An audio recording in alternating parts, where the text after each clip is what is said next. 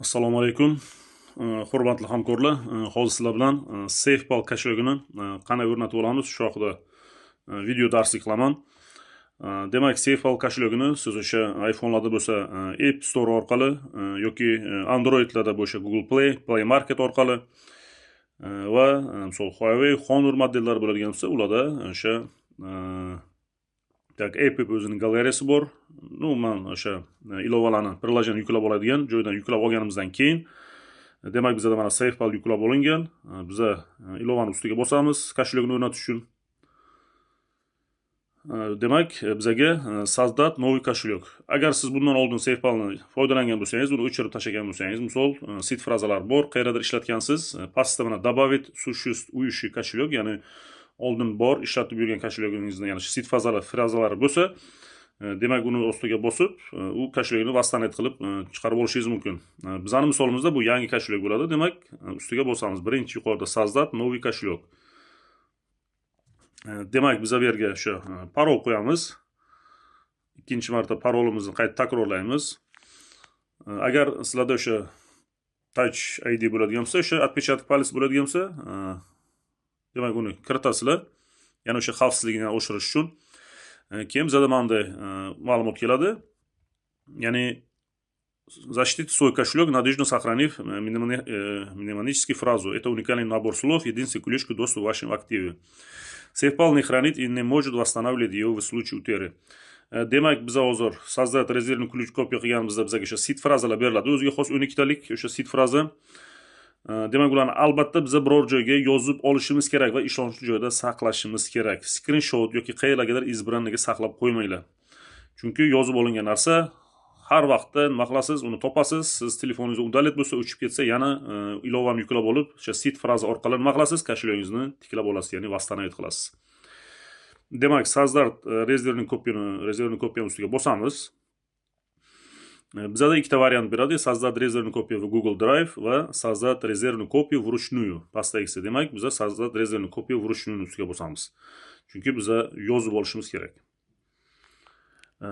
Demak, uni ustiga bosganimizdan keyin bizga ya'ni ogohlantiryapti. Ya'ni bu muhim eslatma. Demak, потеря мнемонической фразы приводит к безвозвратной потере активов. Agar seed frazani yo'qotib qo'ysangiz yoki biror joyda saqlamasangiz, siz keyinchalik bu kashlogni ishlatdingiz, balansda qanchadir pulingiz, mablag'ingiz bor. Agar siz seed fraza bo'lmasa parolingiz, siz bu kashlogni qayta восстановить qila olmaysiz. O'sha uchun обязательно albatta nima qilamiz? Yozib olamiz. После удаления приложения все данные кошелька будут удалены. Agar biz ilovani udalib tashlaydigan bo'lsak, telefoningizda qachondir, uni siz kashlogni xohlagan telefonda, xohlagan qurilmaga yana chiqarib olishingiz mumkin.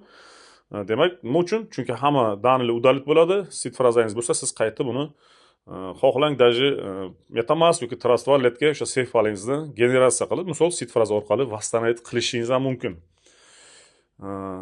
Создайте резервную копию мнемонической фразы. Demak, o'sha безопасном месте убедитесь, что во время резервного копирования нет посторонних или камер.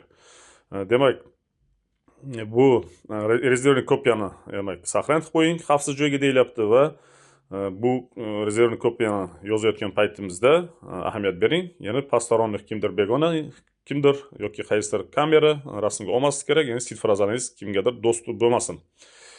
Demak, bular hammasi xavfsizlik. Demak, har uchalasini o'qib chiqqanimizdan keyin bitishga qo'yamiz. Tanishib chiqdik. Понятно so'zini ustiga bosamiz. Biz bu yerga kirgizgan parolimiz ustiga bosamiz. Va bizga mana bunday 12 ta seed fraza beradi.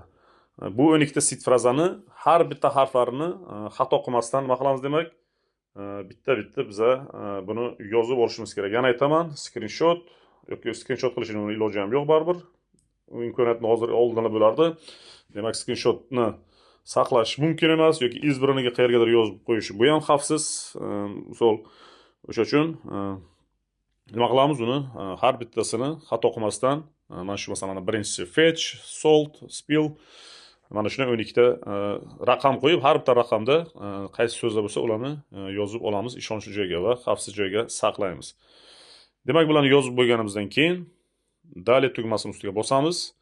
Bizga endi mana shu 12 ta seed frazamizni yozib oldikmi yoki yo'qmi? Demak, uni tekshirish uchun bizga mana bu so'zlarni endi joy-joyiga qo'yishni so'rayapti. Demak, bizda bu narsani yozib olgan edik. O'sha birinchisida bu fetch, ikkinchisi slot, uchinchisiga buni demak biz yozib olgan bo'lsak, albatta bularni hammasini xato qilmasdan joy-joyiga qo'yamiz. Uchinchisi, to'rtinchisi layer, beshinchisi onsi, oltinchisi useful, 7 dict, 8 boyer, 9 invite, 10-si crack, 11 suspect, 12-si project. Demak, hammasini 12 dan joy-joyiga qo'ydik. Bu endi testli video bo'lganligi uchun albatta bu koshelok manda bu narsa keyin o'chirib uddalab tashlanadi. Bu sizlarga tushuntirish uchun, darslik bo'lish uchun. Demak, hammasini joy-joyiga qo'yib olganimizdan keyin tasdiqlaymiz, подтвердить tugmasini bosamiz. Keyin biz mana dalее bizga o'sha ma'lumotlar bilan tanishtiryapti. Dalее. Hamma razdellar demak ko'rib chiqildi deyapti. Tabriklayapti bizani demak. Biz endi mana bu yerdan nima qilamiz?